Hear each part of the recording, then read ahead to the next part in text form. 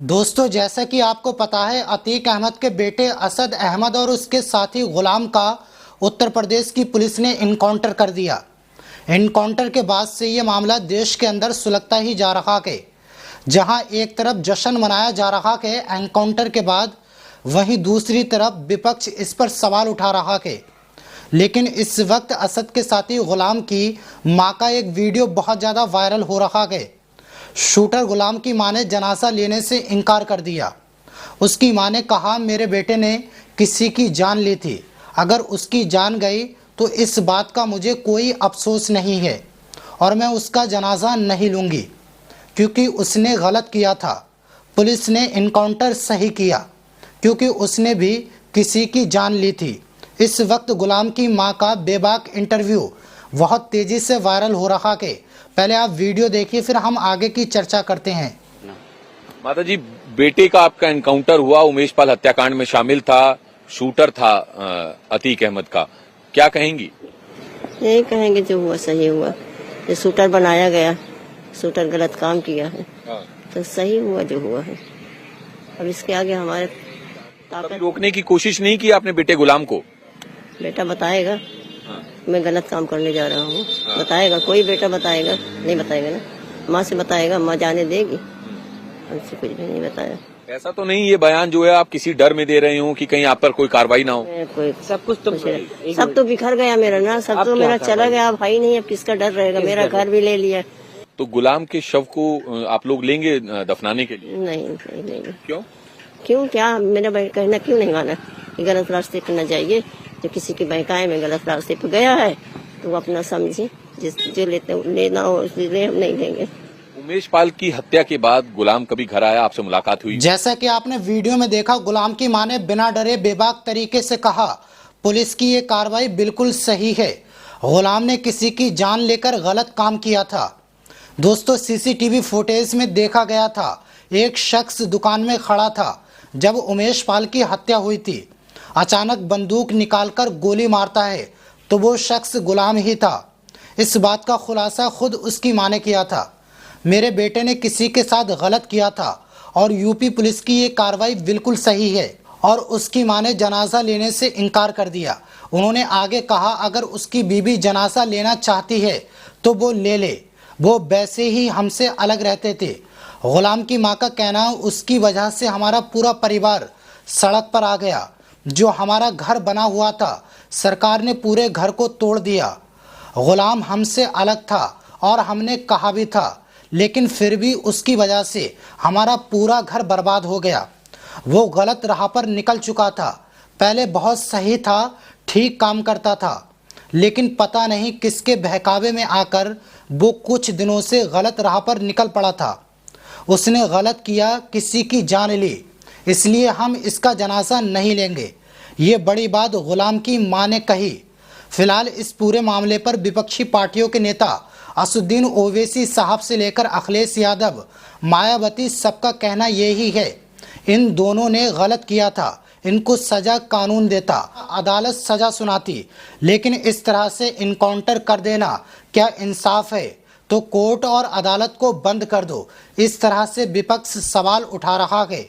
इसी के साथ साथ ह्यूमन राइट जस्टिस एसोसिएशन ने भी ट्वीट किया, जिसमें ह्यूमन राइट्स ने 3-4 तस्वीरें शेयर की और कहा, अतीक के बेटे का राजनीतिक फायदे के लिए किया गया एनकाउंटर, सजा देने का काम पुलिस का नहीं कोर्ट का है। अब यहाँ पर उन्होंने TV9 भारतवर्ष की 3 अलग अलग खबरें शेयर की। सबसे पहले 1 महीने पहले की खबर दिखाई, दूसरी 6 दिन पहले की और तीसरी 2 दिन पहले की खबर। ये खबर आप अपनी स्क्रीन पर देख सकते हो। खबर का जो थंबनेल है और टॉपिक है वो आप देख सकते हो। सबसे पहले 1 महीने पहले की खबर देख रहे हो, जिसमें लिखा है, 1-2 दिन में अतीक के बेटे का एनकाउंटर। राम गोपाल कह रहे हैं यहाँ पर 1-2 दिन में ही हो जाएगी अतीक के बेटे की हत्या। यानी 1 महीने पहले से इस तरह की बयानबाजी सामने आने लगी थी। तो कहीं ना कहीं ये सवाल सोशल मीडिया पर खड़ा होने लगा। ह्यूमन राइट एसोसिएशन ने भी ये सवाल खड़ा किया कि ये सुनियोजित हत्या है, राजनीतिक फायदे के लिए इनकाउंटर किया गया। अब आप दूसरी खबर देखिए, जहां पर लिखा है, अब नहीं बचेगा अतीक का बेटा। योगी शाह ने बनाया प्लान, 3 दिन पहले की खबर है।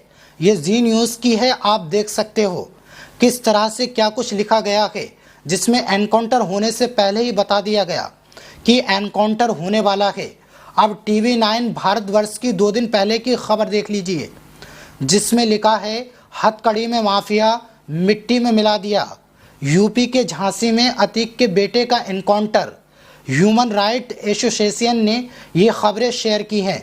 कहीं ना कहीं ये बताने और दिखाने की कोशिश की, ये जो असद और गुलाम का एनकाउंटर हुआ ये राजनीतिक फ़ायदे के लिए किया गया, जबकि सज़ा के लिए कोर्ट है, तो पुलिस ने एनकाउंटर क्यों किया? इस तरीके से ह्यूमन राइट्स ने सवाल खड़े किए। इसी के साथ डॉक्टर अवनेश यादव कुमार ने ट्वीट किया, जिसमें उन्होंने एक लिस्ट शेयर की, जिसमें ये कहा जा रहा है हिंदू अपराधी और माफिया भी बहुत हैं जिनका एनकाउंटर सीएम योगी आदित्यनाथ ने नहीं किया।